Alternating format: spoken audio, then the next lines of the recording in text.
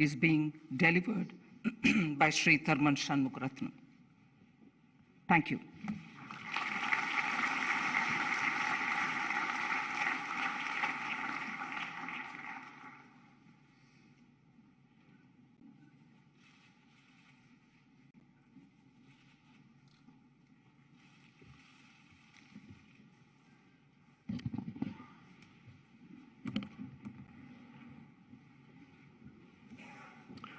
His Excellency, Prime Minister Narendra Modi, Her Excellency Finance Minister Nirmala Sitharaman, Mrs. Sangeeta Jaitley, and family members, Excellencies and distinguished guests, many of whom are friends and close associates of Mr. Arun Jaitley.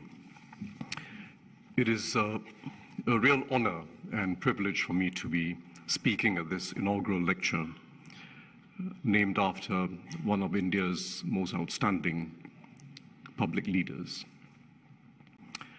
I knew Arun when I was the Deputy Prime Minister and Finance Minister. We had many exchanges, and he left a deep impression on me, an impression of his character. He was, on the one hand, a person of unusual humility and generosity, but he was also a person who clearly had self-belief. He had that unusual combination of humility and self-belief. And that was part of the reason why Arun Jaitley was a man for all seasons and all parties. It is how he marshaled through some of the most complex reforms, the GST being the most important, of course, bringing all stakeholders together, making compromises, building bridges, finding consensus. And that legacy of Arun Jaitley will surely live on in India and for many of us around the world. And it is a legacy that will offer many lessons for how we address future challenges. We have entered an era of profound fragility globally. We, in fact, have a confluence of fragilities, a confluence of insecurities, geopolitical, existential,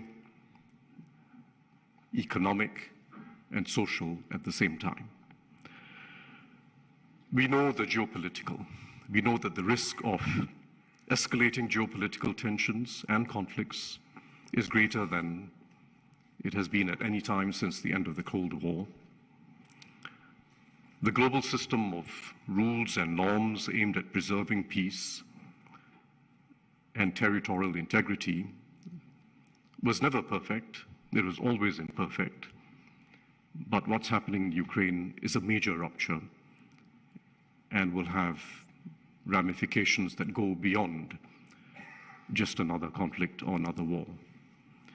And the ramifications could be catastrophic. Second, we have a prospect of stagflation, higher inflation and slow growth for a period of time, not just for a year or a year and a half. And in the advanced countries, there's a very real prospect of a recession in the near term. The risks of high inflation preceded Ukraine, but are of course now accentuated. And critically, although the levels of inflation and having slow growth or recession for a while doesn't constitute the most important problem in the world, critically, it will erode political capital at the time when we need political capital within nations and globally to address much larger challenges, including the challenges of climate change, a water crisis, and shrinking biodiversity. So that's the second challenge, stagflation. The third challenge, as I've just mentioned, is that the global commons are deteriorating, and they're deteriorating at an accelerating pace. The shifts in the environment, which are structural, not just episodic, not just random fires and extreme heat waves or droughts. These structural shifts in the environment have combined with the increased risk of global scale spread of infectious diseases, epidemics and pandemics. And we now have to live with that threat as part of the world that we are in. And it'll be a threat to lives and livelihoods for many years to come. In the short term, the unpalatable reality is that we will have to rely more on fossil fuels to ensure energy security and to prevent sharply higher energy prices. But it means that it's all the more important that we double down on our medium to long-term strategies of making a transition to a low-carbon energy future and making a transition to new ways of behavior and the circular economy that Prime Minister Modi has emphasized and spoken about. All the more important that we double down on these medium to long-term shifts in behavior, shifts in policies, mobilization of investments to achieve a sustainable future. And the fourth challenge, coming out of the geopolitical tensions, higher food prices, energy prices, fertilizer prices, coming out of all the larger global challenges we face, is that the developing world, a significant part of the developing world, now faces the risk of a rollback in the economic and social gains that were very painfully achieved in recent decades. Development is going to be more difficult. And the experience of the last 2 years because of COVID has set us back much further in the developing world. 1.5 years of lost learning, in some cases more. It's not just a short-term loss, it's a loss for the long term, for all the young children who are affected. And we risk a permanent scarring of the young, further disempowerment of girls, because many of the girls are not going back to school, and we risk something more than that. We risk civil wars and conflicts between neighboring states. So we have a confluence of challenges that is unprecedented in its combination, and it's not here for the short term. This is not a perfect storm. It's not a perfect storm in the traditional sense of a conjuncture of one-off events or random shocks. We have entered a perfect long storm, structural insecurities that are going to be with us for some time to come. Geopolitical, existential, economic, social. And we cannot wish these insecurities away, nor can we pretend that today's state of multilateralism is going to enable us to address these insecurities. We do need a new and stronger multilateralism, more effective in meeting both the nation's own interests and our collective interests. The overriding priority must be to avoid a polarized world. That the world is becoming more multipolar is irreversible. And that's a mark of success of the global economy. There are many more poles of success and influence. That's irreversible. But we must prevent a multipolar world from becoming a polarized world. That has to be our overriding objective. It requires a new strategic understanding amongst the major nations, an understanding that has to be shaped by what they share in common, what their common interests are, which is to provide security from climate change and pandemics, to provide peace, and to avoid global financial crises. These are challenges that every nation faces. Every nation has an interest in avoiding this, avoiding climate change, going beyond the bounds of what will be safe, avoiding pandemics, preserving peace, and avoiding major financial crises. And we have to shape strategic understanding between the major nations around those common interests and define multilateralism on that basis. The rules of the game will have to be updated to make sure that trade is fair, that there's no harmful competition. Supply chains are being diversified, not just because of COVID. It was happening before COVID, and COVID has accelerated it. But let's not retreat from an open, integrated global order, which has been hugely beneficial to all nations, including the largest nations. It will not assure us of peace. Economic interdependence does not assure us of peace, but it makes peace much more likely than a world of increasingly decoupled markets, data, payments, technologies. We must stay open and stay integrated. Achieving this will require geopolitical skill and leadership. And India will be taking over the G20 presidency next year at this very important time, when leadership is required and new directions are required, including new directions in the existing multilateral institutions, like the World Bank, like our multilateral development banks, which have to be refashioned for a world that is fundamentally different from the time when they were originally established. A world where the challenges of the global commons are central to every nation's future, including especially developing nations, in addition to poverty alleviation. India itself is looking to its next 25 years, having reached 75 years of independence. It has emerged with strength from COVID, and it is now looking to create, as Prime Minister Modi says, the new India. And India's challenges in the next 25 years are enormous, despite all the global challenges we face. In fact, India has greater opportunity than any other major nation in the next 25 years. But realizing the opportunity will require higher ambition in growth, higher ambition in social inclusivity, and high ambition in developing a sustainable society and economy. It also requires greater urgency. India will have to accelerate the pace of reforms that has been started and reorient the role of government. But India is able to build on the very distinctive achievements of recent years. I would say dramatic achievements of recent years.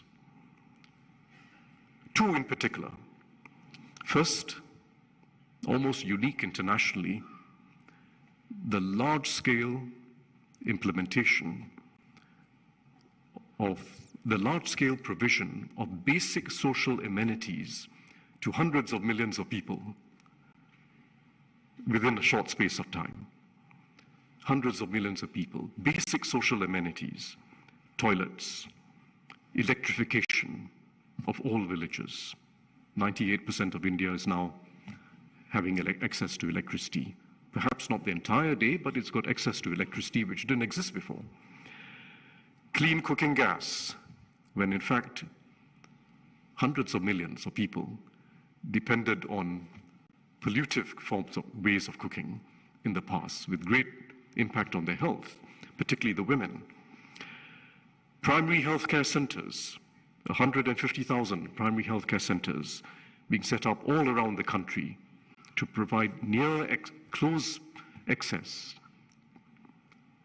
wherever people live, all as part of Ayushman Bharat, public health assurance. Most recently, functioning water taps and water pipes all across the country, work in progress, but a very important task. And all of these, if you think about them, toilets, electrification, clean cooking gas, functioning water taps, particularly empower women. It's the women who've been spending hours every day queuing up for water. They particularly empower women. And I know Prime Minister Modi started this in Gujarat some years ago, but this is an immense historical task, correcting a legacy of neglect for the poor, for ordinary people in the rural areas, and for girls and women. Immense historical task. So that's the first unusual achievement of recent years that India builds on as it looks to the future.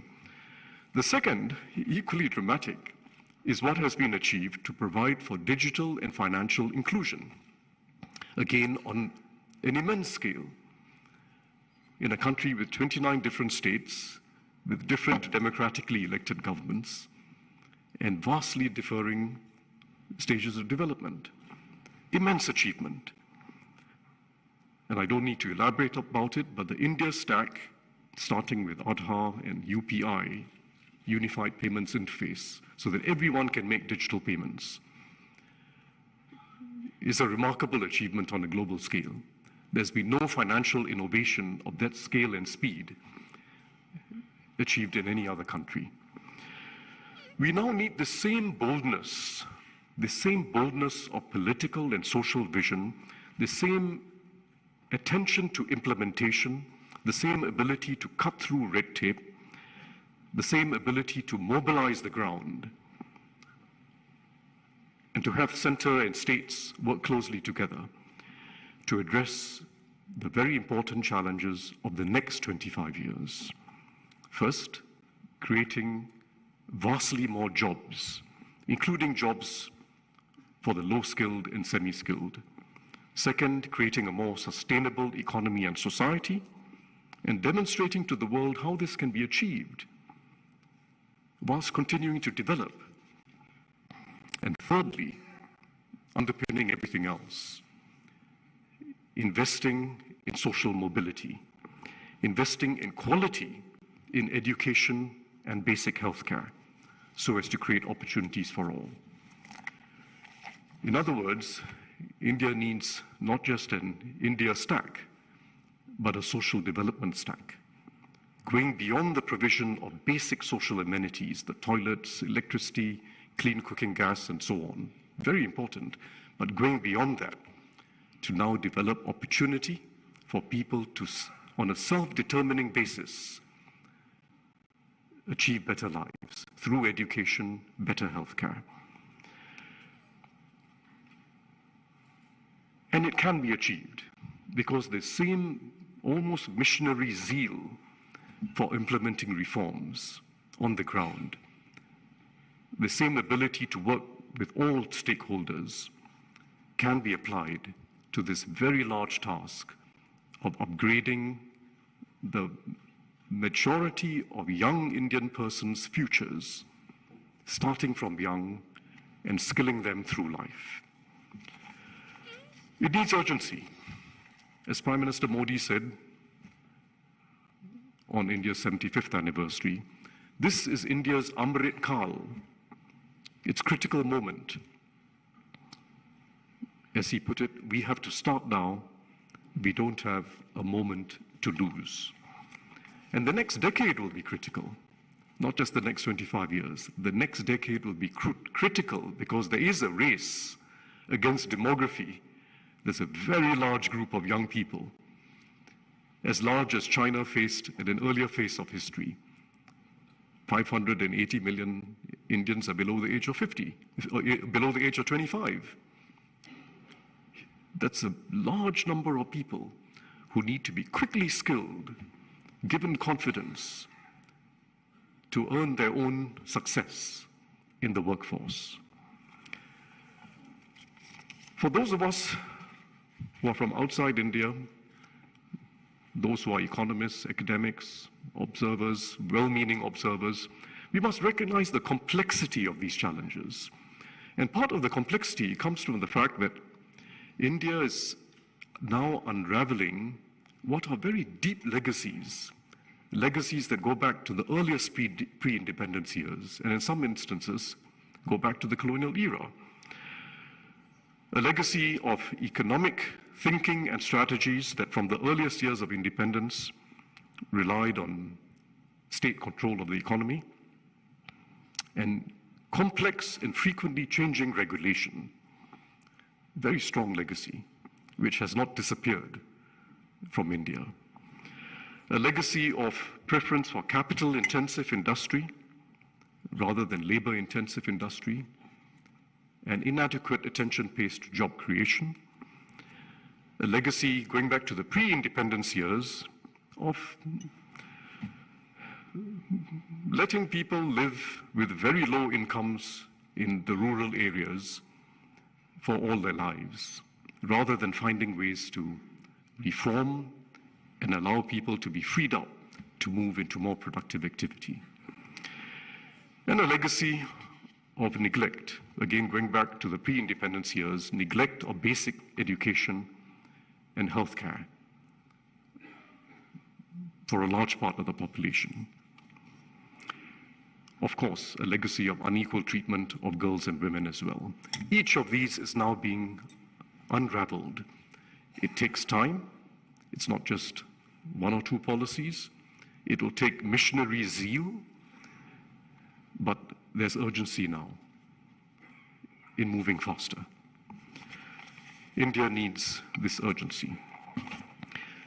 It requires much higher growth and much deeper inclusivity, and the two go together. You cannot sustain high growth for 25 years, let alone 40 years, without much deeper inclusivity, and you cannot achieve inclusivity without higher growth. As Arun Jaitley put it in 2017, he asked the question, how do you fight poverty? And as he put it, you need a high level of growth. Growth brings in resources, and the policies of the state have to be aimed at achieving a high level of growth. It's absolutely necessary to tackle poverty and achieve inclusivity. But he also asked, will growth itself address or remove poverty? No, growth itself doesn't. You also need social activism, putting the poor at the forefront of thinking, of public consciousness, of policy, putting the poor at the forefront. And again, I know that Prime Minister Modi has been talking about this very recently. I will talk briefly about growth and jobs, and then I will talk about inclusivity. And I will not cover the ground comprehensively in the interest of time, but let me first say that India is not going to be able to achieve its economic or social ambitions in the next 25 years without substantially higher growth ambition. India must grow by at least 8 to 10% over the next 25 years, 8 to 10% a year. It is the only way in which it is going to be able to both lift average incomes and per capita income, as well as create many more jobs. To do both at the same time, to lift per capita income significantly, and to create many more jobs for a large young population, you need higher growth. And 8 to 10% is the minimum that has to be achieved in the next 25 years. We've seen in many developed economies, and even in China in the last 10 years, a situation where productivity is achieved at the expense of jobs. In fact, the employment rate in many developed countries has come down in the last 10 years. It has also come down in China. China has sustained high productivity growth, but the employment rate has come down. India does not have that luxury of choosing between productivity growth or job growth. You need the productivity growth because it's the only way in which incomes are going to grow, but you need a lot more job growth. And it can be achieved because that's what several East Asian economies did. In fact, for 40 years, growth of above 8% for 40 years, allowing for both productivity growth to be healthy and strong, and very significant job growth keeping pace with the growth in the working age population. It can be achieved in India. One of the reasons why it can be achieved is that there's wide disparity within India itself. There's tremendous divergence within India between the states that are doing well and the states that are lagging. And there must be ways of closing that divergence, achieving convergence within India. That itself will boost growth. Second, this huge opportunity to free up a large part of the population that is still stuck in low productivity activity in the rural sector. It's not as if people want to be stuck with low incomes. It requires major policy shift, major reform, and innovation in agriculture, and it can be achieved. Those are two very important reasons why we can aim for higher growth in India. And the soon to be implemented simplification of labor laws will also help greatly, because the labor laws effectively have been anti-job. They have kept a large part of the population in the informal sector and in very small firms, and India has been unable to achieve the scale economies required for both productivity growth and job growth to be higher. You can only achieve these ambitions with a strong focus on export-oriented manufacturing, a much stronger focus than there is today. And with a strong focus not just on jobs for the highly skilled, like those in the IT sector, but a strong focus on those who come in with low skills or who come in with a moderate amount of skills. Because manufacturing has a way of taking in unskilled people and making them semi-skilled. And it's got a way of taking in semi-skilled people and making them more highly skilled over time. It has a ladder of skills. India has to use the opportunities in global markets to create many more jobs for the unskilled and the semi-skilled. And those opportunities are still plentiful. Don't believe those who say globalization is in retreat. It may no longer be expanding the way it used to be. You may not be getting that hyper pace of expansion, but the level of exports and imports today in goods of many forms is higher, much higher than it was 20 years ago. It may be stabilizing, but it's a huge market of opportunity for India. And it means being willing to specialize in what India is good at, going for an openness in trade and investment by local firms, investment by foreign direct investors. Openness really counts, because then you get the cheapest and best inputs, and you can be a competitive supplier to the world. It's what Germany does, for instance. A large manufacturing economy. They specialize. They specialize in components in which they have a dominating presence globally. They rely on inputs from the rest of the world, and they specialize in components which the rest of the world needs. It doesn't mean producing a whole product. It means specializing in critical components and having that pricing ability.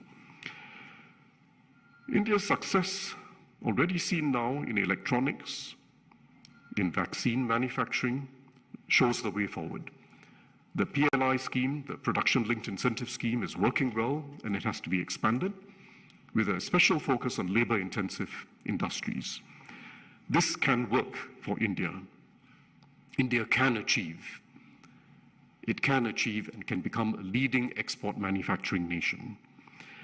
Agriculture is critical. We have to create better jobs in agriculture. And we know what the reforms required are. And it will require more R&D in higher yield crops, weather-resistant crops, and so on. But it's also very important in addressing the water crisis, because agriculture in India is taking a very large toll on water. 90% of all freshwater use in India is in agriculture. Globally, it's about 70% or close to 70%. 90% of all freshwater use is in agriculture. We need a far more efficient system of water use, precision irrigation, innovations that can improve soil quality. These are innovations that exist and need to be scaled up across the Indian agricultural sector. And it will raise incomes and free up people to move into urban areas for other types of jobs, including higher productivity jobs.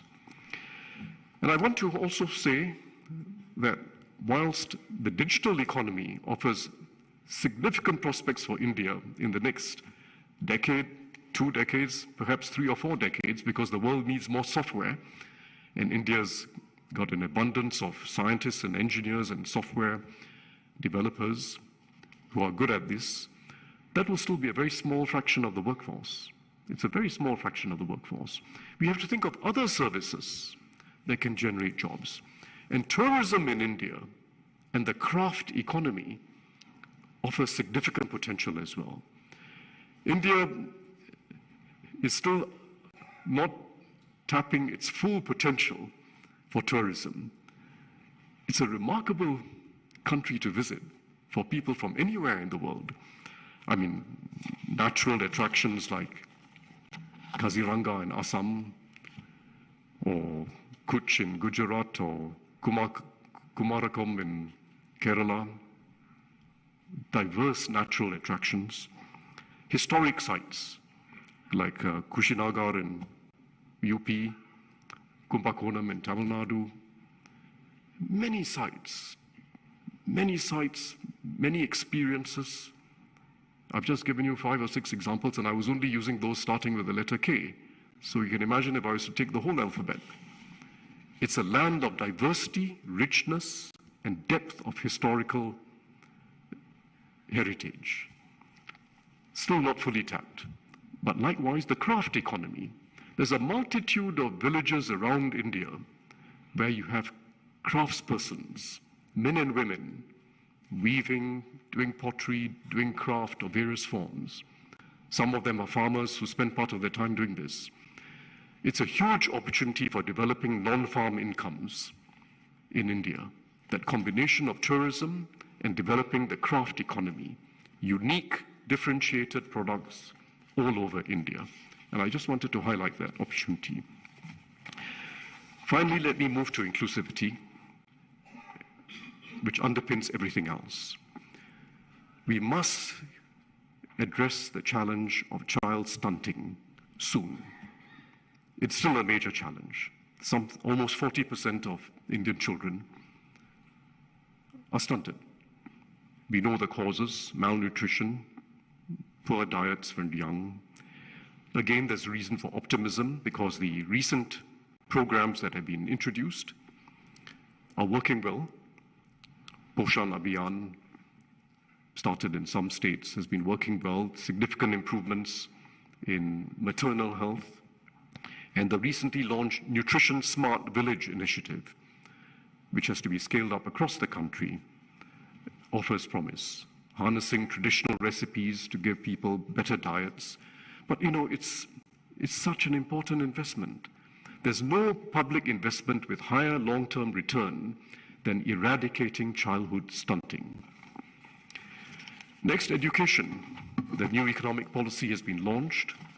It's extremely important, and basically, if I had to summarize what has to be done, there have been improvements in school enrollment, girls and boys, but quality is a big issue. Learning outcomes are a big issue. We know the evidence. Pradham is a major NGO that does very careful assessment of learning outcomes at different levels. Essentially, at Standard 5, almost 50% of the kids are unable to achieve Standard 2 levels of literacy and numeracy.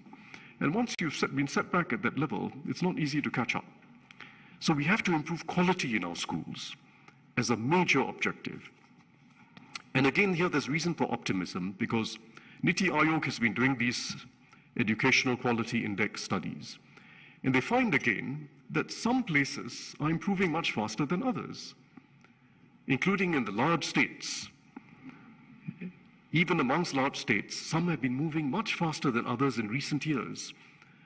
And the source of improvement is improved governance of education. how teachers are selected, how school leaders are appointed. It's governance. A public school system can achieve quality. I say this coming from Singapore because we have a very highly regarded education system. It's a public school system. None of the countries in the upper band of the annual PISA rankings, or once in 2-year PISA rankings, none of them have decentralized school systems. They all have public school systems or school systems that are coordinated by the public sector. And as India's enrollments have gone up, with a large increase in enrollments in the public schools, it is critical that we bring quality into the public school system. And finally, higher education needs reform. The Prime Minister just spoke about this recently again. Like many other countries in the world, and like China, in fact, India's higher education system has been overly academically oriented. And it just hasn't prepared the vast majority of graduates for the working world. The large corporations take some of them in and then they put them through an additional year of training just to make them ready for work. But higher education has to have a stronger applied and skills orientation. And we need to follow that up through the years once people are in their career. Skills centers and skills-oriented universities are critical. I just came from one in Assam because at the suggestion of the Prime Minister, Singapore has been collaborating with the Assam state government to set up a skills center.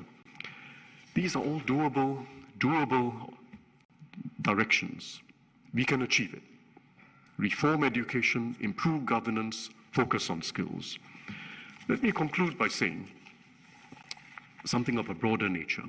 I was listening recently to an outstanding musical performance by 3 of India's most accomplished classical musicians, Zakir Hussain, Kala Ramnath, Jayanti Kumaresh, tabla, violin, veena.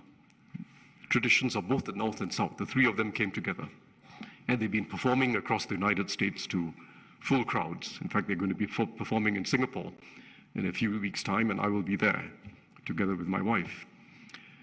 Now, they decided to call themselves, for the purpose of these performances, Triveni. Triveni named after Triveni Sangam, the mythical confluence of rivers, Ganga, Yamuna, and Saraswati. So they call themselves Triveni. And I was just listening to them, and I realized this was an unusual confluence, because it was not just about their individual genius, and they are musical geniuses, each of them. Each of them are geniuses. But it was not just the individual genius. As you listen to a performance of that nature, it's all about improvisation, as you know. Each of them listening to the other, teasing them a little bit, prompting them, taking over, co-creating and co-empowering. That's what it's about. It's a collective genius. India has no lack of individual top talents. It may be overrepresented internationally. But what it has to develop is that collective capability, co-empowerment, co-creation, and having a high degree of trust amongst each other. And that has to be the challenge, co-empowerment and co-creation between the government and the private sector, together with NGOs, cooperatives, and people themselves, co-creation and co-empowerment between the center and the states, and the panchayats, both at the district and the village level, and co-empowerment amongst people themselves, across caste, across class, across faiths, across white and blue collar, across gender, girls and boys, mothers and fathers. Develop this collective capability for the next 25 years. That is India's promise. And if India succeeds, as I believe it will be not just uplifting 1/5 of the world's population, it will also be showing the way for many others. Thank you very much.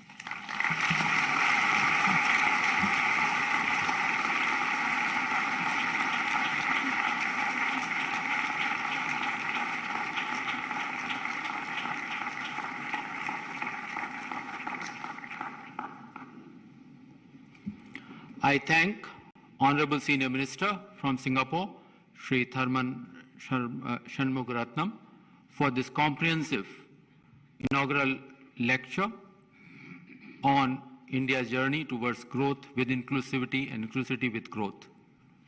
अब मैं माननीय प्रधानमंत्री जी से अनुरोध करूंगा कि वो हम सबको संबोधित करें।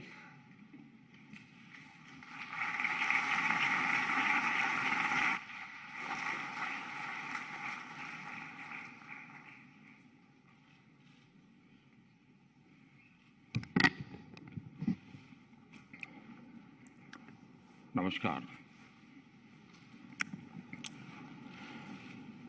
आज का दिन मेरे लिए अपूरणीय क्षति और असहनीय पीड़ा का दिन है। मेरे घनिष्ठ मित्र और जापान के पूर्व प्रधानमंत्री श्री शिंजो आबे अब हमारे बीच नहीं रहे हैं। आबा जी मेरे तो साथी थे ही, वो भारत के भी उतने ही विश्वसनीय दोस्त थे।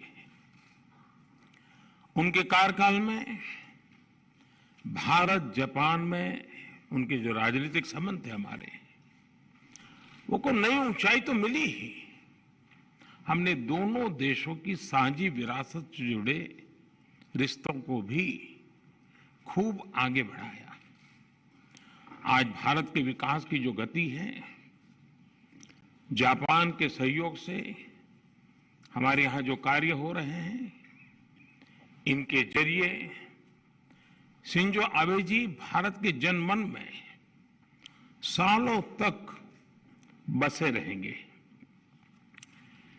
मैं एक बार फिर दुखी मन से मेरे दोस्त को श्रद्धांजलि देता हूं।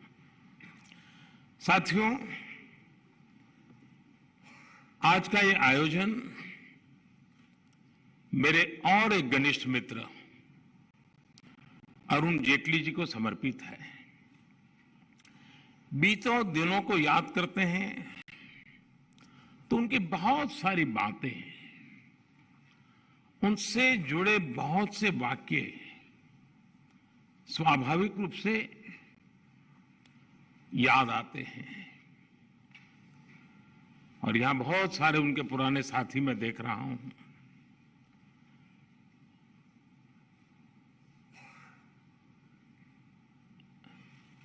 उनकी ऑरेटरी हम सब उसके कायल थे, और उनके वन लाइनर लंबे अरसे तक हवा में गूंजते रहते थे। उनका व्यक्तित्व विविधता से भरा था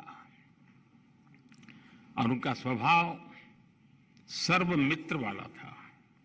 यहां जितने भी लोग दिखते हैं, हर एक की अलग अलग दुनिया है, लेकिन सब अरुण के मित्र थे। ये अरुण के सर्वमित्र की विशेषता थी। और उनके व्यक्तित्व की इस खूबी को सभी आज भी याद करते हैं और हर कोई अरुण की कमी महसूस करता है। मैं अरुण जेटली जी को अपनी विनम्र श्रद्धांजलि देता हूं। साथियों, अरुण जी की स्मृति में इस लेक्चर का जो विषय रखा गया है, growth through inclusivity, inclusivity through growth, वो सरकार की डेवलपमेंट पॉलिसी का मूल मंत्र है। मैं थर्मन जी का विशेष रूप से आभारी हूं कि उन्होंने हमारे निमंत्रण को स्वीकार किया, और मैंने कई बार उनको सुना भी है, उनको मैं पढ़ता भी रहता हूं। उनकी बातों में, उनके अध्ययन में, वो सिर्फ भारत में ही बोलते हैं तब नहीं, दुनिया के अन्य देशों में भी जब जाते हैं तो काफी रिसर्च करते हैं।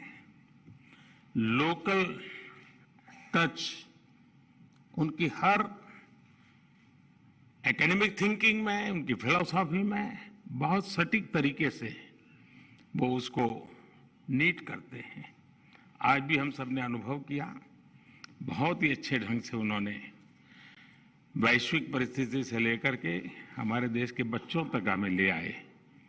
मैं उनका बहुत आभारी हूं, उन्होंने समय निकाला। साथियों, जिस विषय पे यहां चर्चा हो रही है, जिस विषय को लेकर के आज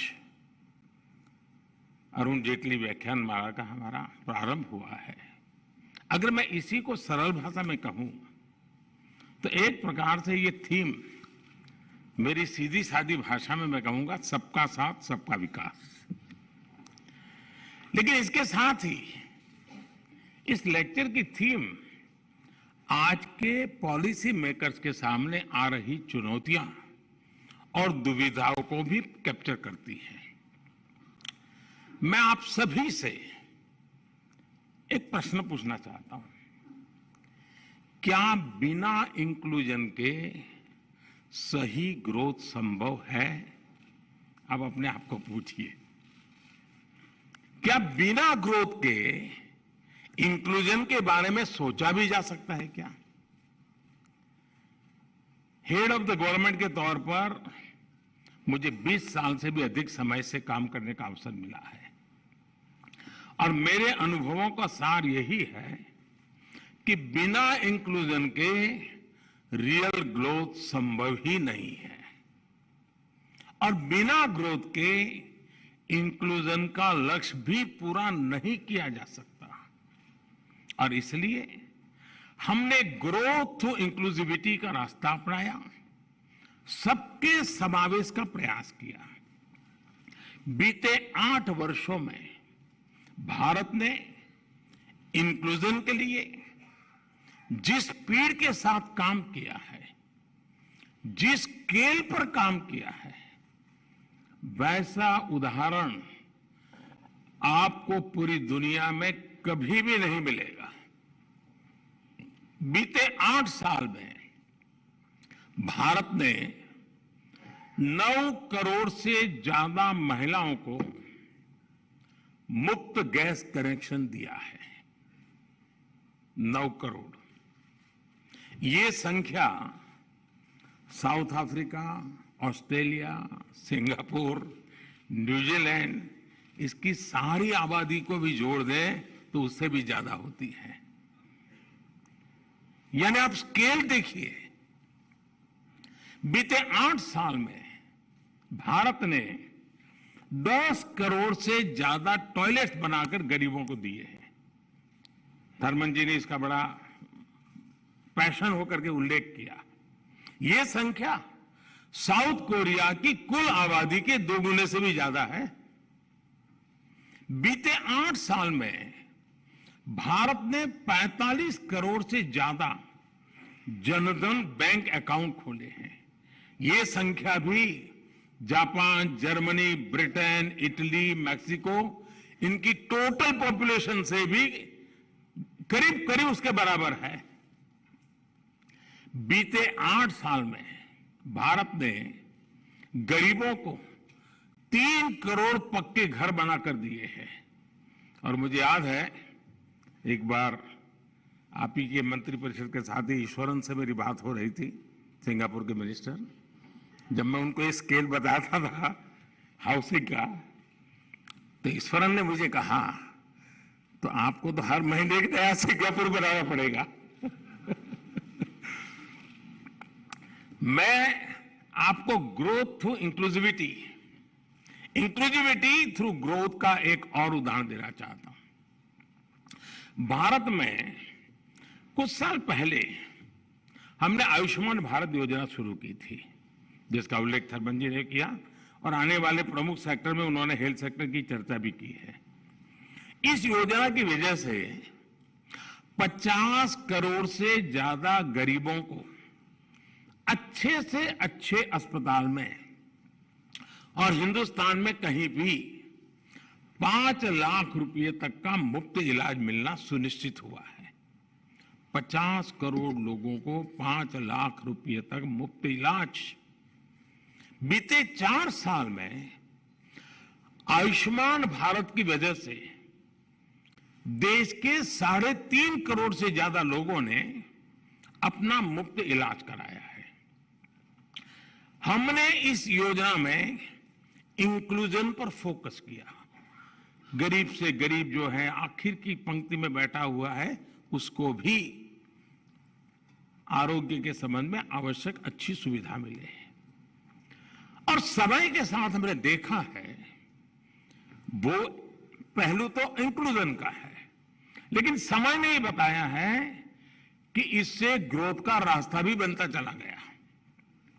जो पहले एक्सक्लूडेड थे वो विकास की मुख्य धारा से जुड़े, तो डिमांड भी बढ़ी और ग्रोथ के लिए अपॉर्चुनिटी का भी विस्तार हुआ।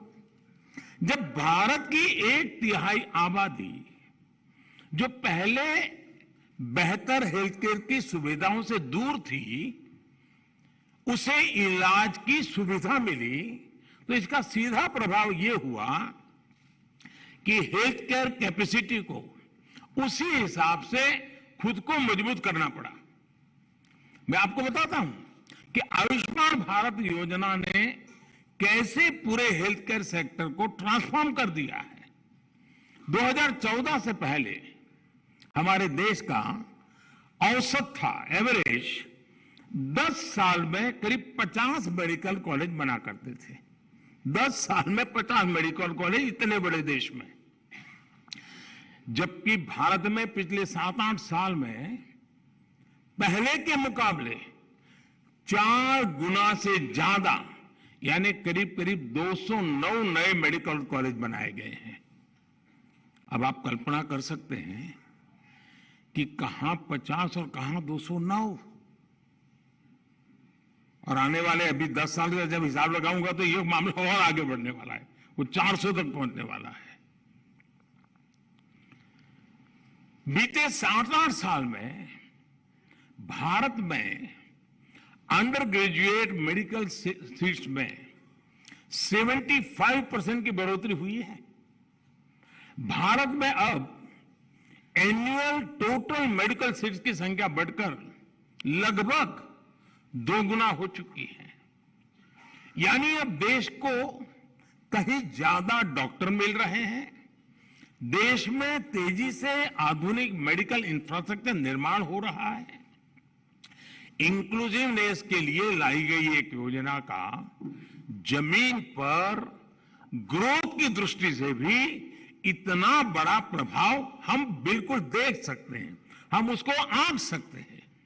और मैं तो आपको ऐसी दर्जनों योजना गिना सकता हूं। भारत के डिजिटल इंडिया अभियान ने, जिसका उल्लेख भी थर्मन जी ने किया, लगभग 5 लाख कॉमन सर्विस सेंटर्स ने गांव में रहने वाले गरीब तक भी इंटरनेट की ताकत को पहुंचाया है। भारत के भीम यूपीआई ने करोड़ों गरीबों को डिजिटल पेमेंट की सुविधा से जोड़ा है।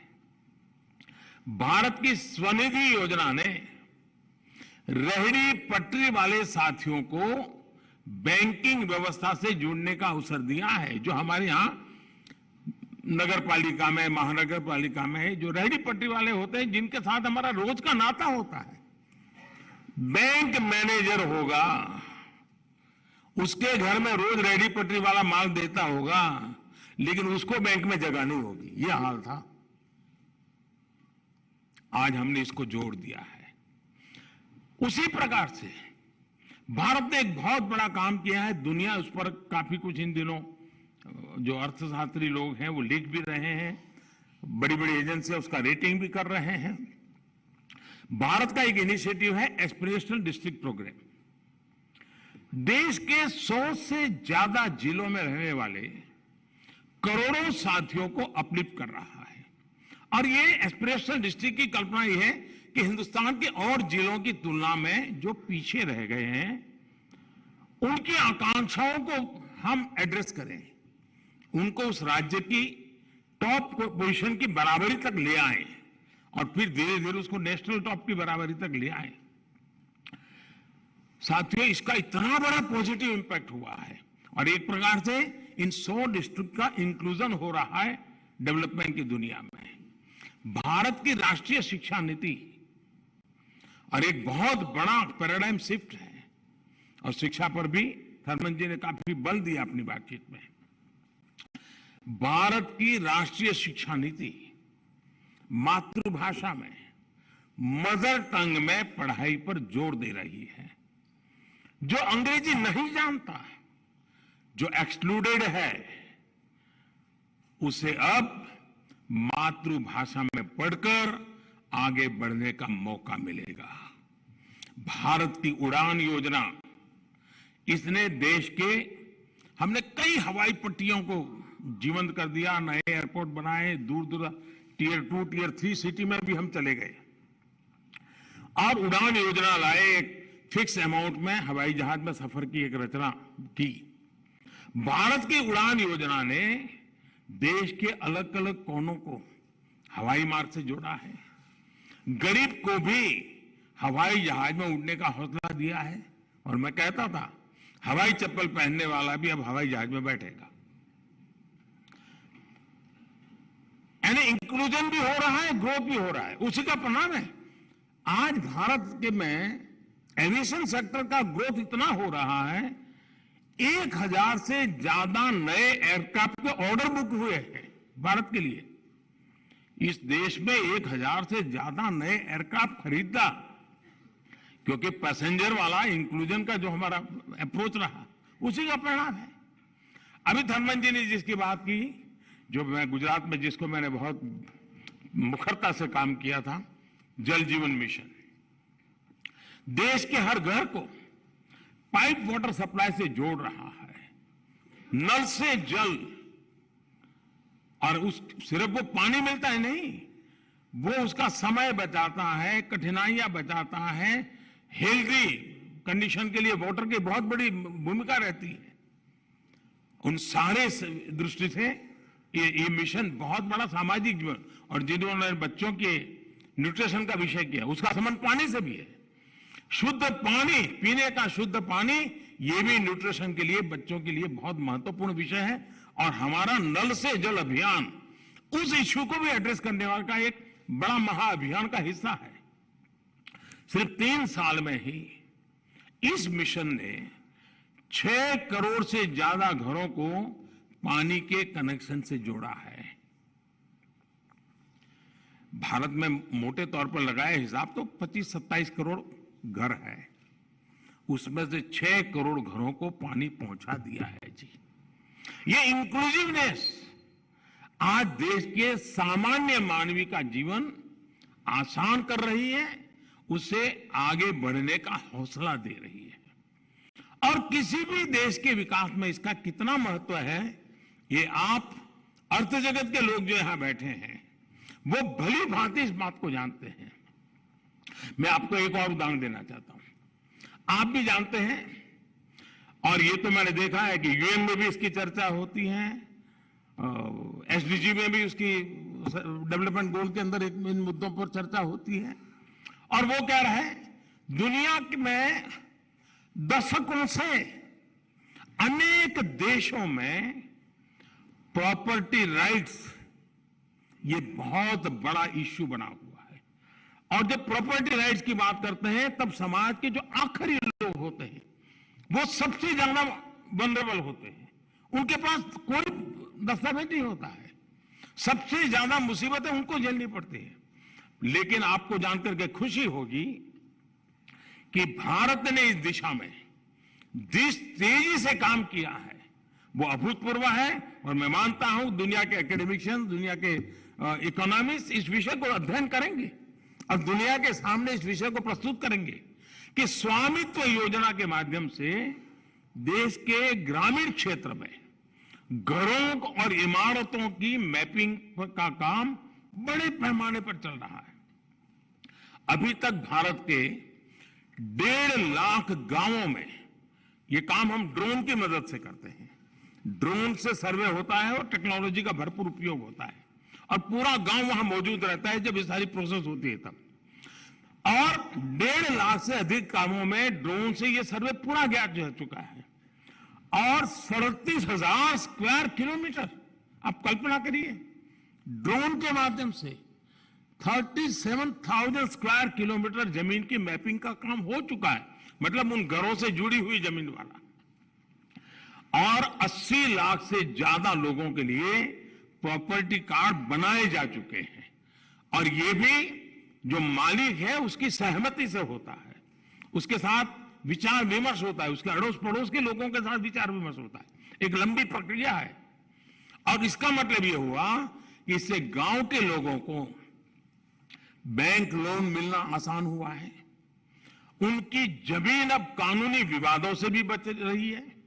साथियों, आज का भारत रिफॉर्म्स बाय कंपल्सन के बजाय रिफॉर्म्स बाय कन्विक्शन से आने वाले 25 साल का रोड मैप तैयार कर रहा है।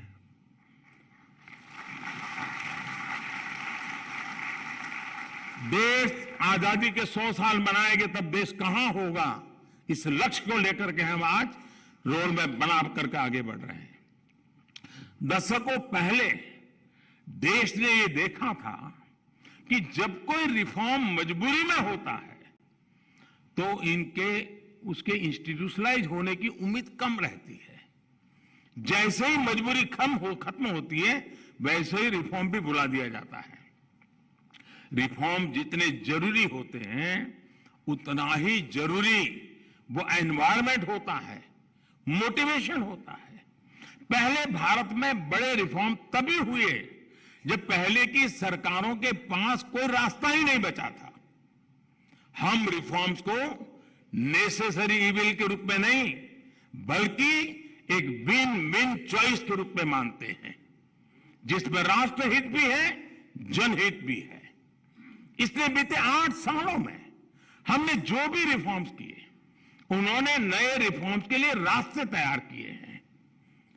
अरुण जी आज जहां भी होंगे वो संतुष्ट होंगे कि वो जिस मिशन में भागीदार रहे उसका लाभ आज देश को मिल रहा है। जीएसटी हो या आईबीसी, इनको लेकर सालों तक चर्चा हुई, आज इनकी सफलता हमारे सामने है। कंपनीज एक्ट को डीक्रिमिनलाइज करना हो, कॉर्पोरेट टैक्सेस को कॉम्पिटिटिव बनाना हो, स्पेस, कोल माइनिंग और एटॉमिक सेक्टर्स में को खोलना हो, ऐसे अनेक रिफॉर्म आज 21वीं सदी के भारत की सच्चाई है।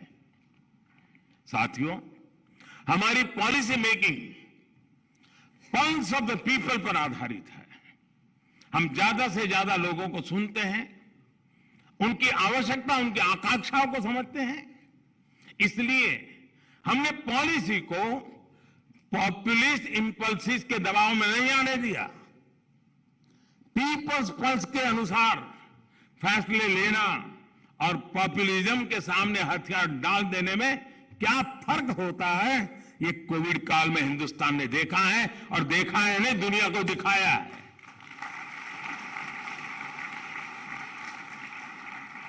बड़े बड़े अर्थशास्त्री क्या कह रहे थे पैंडेमिक के समय?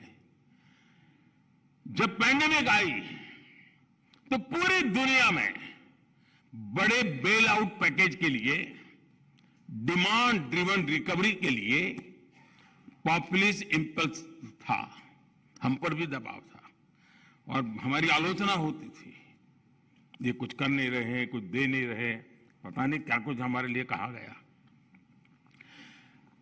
ये भी कहा गया कि लोग चाहते हैं, एक्सपर्ट ये चाहते हैं, बड़े बड़े विद्वान ये चाहते हैं, लेकिन भारत दबाव में नहीं आया। उसने एक अलग अप्रोच अपनाई और बहुत समझदारी के साथ, शांत मन से अपनाई। हमने पीपल फर्स्ट अप्रोच के साथ गरीब को सुरक्षा दी, महिलाओं, किसानों, एमएसएमई पर ध्यान दिया। हमने दुनिया से अलग इसलिए कर पाए क्योंकि हमें पीपल्स पल्स यानी जनता क्या चाहती है, उसकी क्या चिंता है, इसका एहसास है। इसलिए भारत की रिकवरी और बाकी दुनिया की रिकवरी में जो फर्क है वो हम साफ देख सकते हैं। साथियों, मैं अक्सर मैक्सिमम गवर्नमेंट, मिनिमम गवर्नमेंट और मैक्सिमम गवर्नेंस का आग्रह करता रहा हूं। हमारी सरकार ने ऐसे 1,500 कानूनों को खत्म कर दिया है जो लोगों के जीवन में अनावश्यक रूप में दखल दे रहे थे। 1,500 कानून। और मुझे याद है 2013 में जब भारतीय जनता पार्टी ने मुझे पीएम कैंडिडेट बनाया था, 2014 में चुनाव होना था, तो यही दिल्ली में ही व्यापार जगत के लोगों ने मुझे कार्यक्रम के लिए बुलाया था और वो बड़ी थोड़ा गर्म मिजाज का वातावरण था। क्या करोगे, डिकना करोगे, फलाना करोगे, सब पूछ रहे थे। ये कानून बनाओगे, नहीं कानून बनाओगे, था बड़ा दबाव था। कैंडिडेट था चुनाव के दिनों में, हम भी तो जरा मैंने कहा देखिए आप कानून बनाना चाहते हैं, लेकिन मैं आपको एक वादा करता हूं, मैं हर दिन एक कानून खत्म करूंगा। नए बनाने की गारंटी नहीं देता हूं, खत्म करूंगा। और पहले 5 साल में 1,500 कानून खत्म करने का काम पूरा कर दिया साथियों, जो कानून जनता सामान्य पर बोझ बनते हैं। साथियों, आपको जानकर के खुशी होगी, हमारी सरकार ने 30,000 से ज्यादा, यानी आंकड़ा भी आप चौंक जाएंगे जी, 30,000 से ज्यादा ऐसे कंप्लायंसेस को भी कम कर दिया है जो ईज ऑफ डूइंग बिजनेस में और ईज ऑफ लिविंग में बाधा बने हुए थे। 30,000 कंप्लायंसेस खत्म कर देना, यानी जनता जनार्दन पर कितना अभूतपूर्व विश्वास का युग आया है, उसका नतीजा होता है कि हम कंप्लायंसेस के बोझ से जनता को मुक्त कर रहे हैं। और मैंने लाल किले पर से कहा था कि मैं चाहता हूं सरकार लोगों की जिंदगी से जितनी बाहर चली जाए हमें निकालनी है। लोगों की जिंदगी में सरकार सरकार सरकार सरकार का प्रभाव कम से कम हो, लेकिन जिसको सरकार की जरूरत है उसको सरकार का अभाव न हो, ये दोनों विषय को लेकर के चलने का हमने प्रयास किया है। आज मुझे आपको ये बताते हुए संतोष है कि मिनिमम गवर्नमेंट की अप्रोच मैक्सिमम आउटपुट्स और मैक्सिमम आउटकम्स भी दे रही है। हम बहुत तेजी के साथ अपनी कैपेसिटी का विस्तार कर रहे हैं और इसके नतीजे आपके सामने हैं। कोविड वैक्सीन का ही उदाहरण लें, हमारे देश के प्राइवेट प्लेयर्स ने बहुत ही अच्छा काम किया है, लेकिन उनके पीछे पार्टनर इन प्रोग्रेस के रूप में सरकार पूरी ताकत के साथ खड़ी रही थी। वायरस आइसोलेशन से लेकर स्पीडी ट्रायल तक, फंडिंग से लेकर रैपिड रोल आउट तक जो कंपनियां वैक्सीन का निर्माण कर रही थी, उन्हें सरकार का भरपूर सहयोग मिला। एक और उदाहरण हमारे स्पेस इकोसिस्टम का है। आज भारत पूरी दुनिया में सबसे विश्वसनीय और अत्याधुनिक स्पेस सर्विस प्रोवाइडर में से एक है। इस क्षेत्र में भी हमारा प्राइवेट सेक्टर इकोसिस्टम बहुत ही बेहतरीन काम कर रहा है, लेकिन उनके पीछे भी पार्टनर इन प्रोग्रेस के रूप में सरकार की पूरी शक्ति है, जो उन्हें हर सुविधा और जानकारी उपलब्ध करने में मदद कर रही है। जब हम भारत के डिजिटल पेमेंट इकोसिस्टम का उदाहरण लेते हैं, तो हमारे यहां फिनटेक के साथ ही डिजिटल पेमेंट से जुड़े कई प्लेयर्स हैं, लेकिन यहां भी देखें तो इनके पीछे जैम ट्रिनिटी, रुपे, यूपीआई और सपोर्टिव पॉलिसीज का मजबूत आधार है। यहां मैंने केवल कुछ उदाहरण आपके सामने रखे हैं, लेकिन मैं इन्हें दुनिया के लिए एक रिसर्च का विषय मानता हूं। एकेडमिक वर्ल्ड को गहराई में जाने के लिए निमंत्रण देता हूं। दुनिया भर के इकोनॉमिस्ट को मैं निमंत्रित करता हूं। आइए उसकी बारीकियों को देखिए। इस विशाल देश, अनेक वित्त आवश्यकताएं, उन सब के बावजूद भी हम किस प्रकार से आगे बढ़ रहे हैं।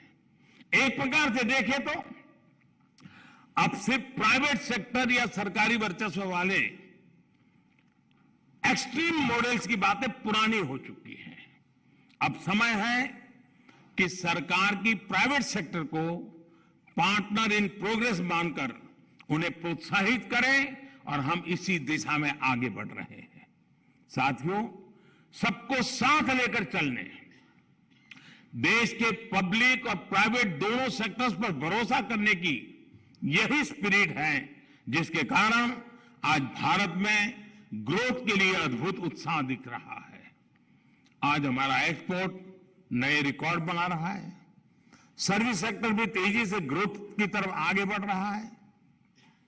पीएलआई स्कीम का असर मैन्युफैक्चरिंग सेक्टर पर दिखने लगा है। मोबाइल फोन सहित पूरे इलेक्ट्रॉनिक मैन्युफैक्चरिंग सेक्टर में कई गुना वृद्धि हुई है। आपको जानकर के आश्चर्य होगा, जब मैं इस कोरोना कालखंड में टॉय को लेकर के मैंने समिट की थी, खिलौने, तो कई लोगों को लगा होगा ये पीएम को कभी झाड़ू की बात करता है, स्वच्छता की बात करता है, टॉयलेट की बात, टॉय की बात कर रहा है। कईयों को, क्योंकि अब तक हम उन बड़ी बड़ी बातों में फंसे रहे हैं कि मेरी बातें उनके गले बैठती नहीं थी। सिर्फ खिलौनों के ऊपर मैंने ध्यान दिया, खिलौने बनाने वालों पर ध्यान केंद्रित किया, टेक्नोलॉजी पर ध्यान दिया, इनोवेशन पर ध्यान दिया, फाइनेंशियल सेक्टर की तरफ ध्यान दिया। अभी तो 2 साल पूरे नहीं हुए हैं। मेरे देशवासी गर्व करेंगे कि टॉयज का इंपोर्ट इतने कम समय में इतना घट गया, वरना हमारे यहां हर घर में खिलौना विदेशी हुआ करता था जी। वो इतना इंपोर्ट कम हुआ है। इतना ही नहीं, भारत के खिलौने, भारत के टॉय पहले जितना इंपोर्ट होता था उससे ज्यादा आज एक्सपोर्ट होने लग गए हैं। यानी कितना बड़ा पोटेंशियल अनटैप था। जैसे आपने कहा टूरिज्म, सचमुच मैं सहमत हूं आपसे। भारत के टूरिज्म की संभावना इतनी अपार है, लेकिन हम एक ही जगह पे अटक गए थे। हिंदुस्तान के पूर्ण रूप में विश्व के सामने ले जाने का हम पता नहीं, हमारी मानसिकता ही वो खो चुकी थी। और मैं तो विदेश के मेहमान जो भी आते हैं तो हिंदुस्तान के किसी न किसी स्थान पर ले जाने का आग्रह रखता हूं।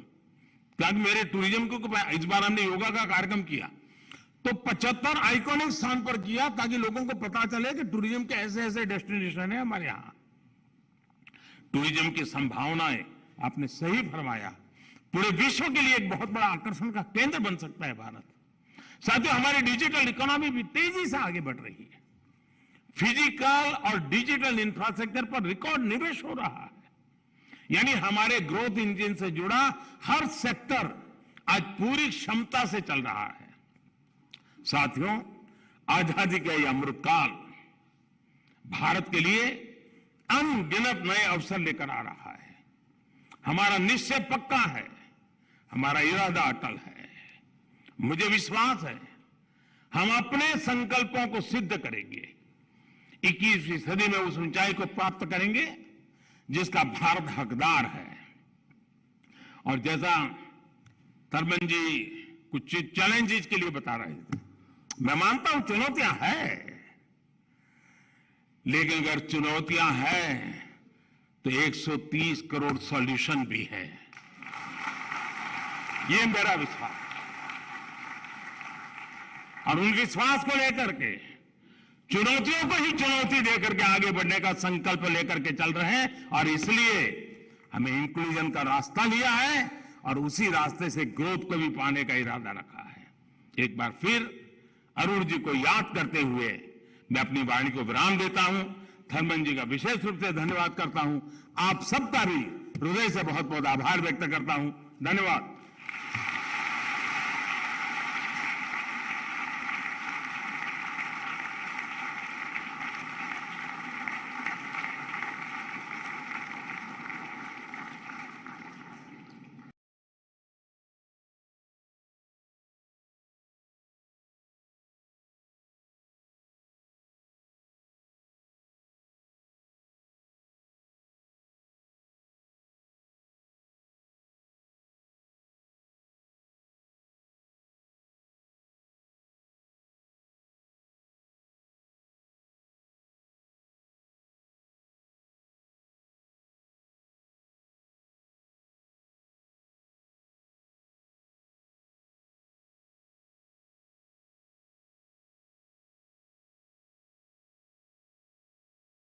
दिव्य भव्य नव्य काशी में पिछले 8 वर्षों से विकास का जो उत्सव चल रहा है, आज उसको हम एक बार फिर गति दे रहे हैं। काशी हमेशा से जीवंत, निरंतर प्रवाहमान रही है। अब काशी ने एक तस्वीर पूरे देश को दिखाई है, जिसमें विरासत भी है और विकास भी है।